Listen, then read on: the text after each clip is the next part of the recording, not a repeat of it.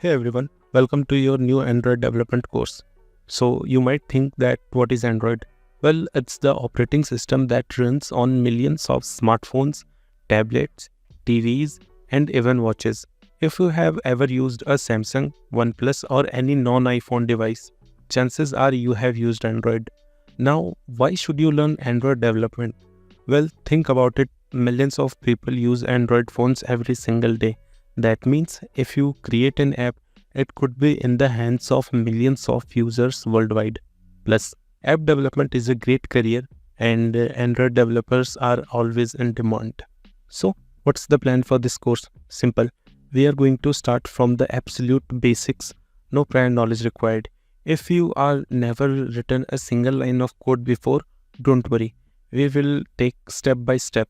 But if you do have some experience, that's a great too. By the end of this series, you will know how to build your own Android apps from scratch. Now, what do you need to get started? Well, just your computer. You don't even need a smartphone or Android device because we can test our apps using something called an emulator. It's like a virtual phone on your computer.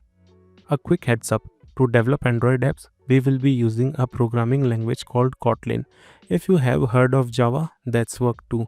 But Kotlin is the modern way to build Android apps and Google recommended it. And don't worry if you are never coded before. We will cover everything you need to know. And here is the deal. Most people give up learning before they even finish the first few lessons. But not you. If you stick around, you will already be ahead of most people. By the time we finish this course, you will have built real Android apps that you can show off to your friends or even publish on the Play Store. So, are you ready? Let's dive into the world of Android development. Be sure to subscribe and follow along because this is going to be an exciting journey. So let's get started.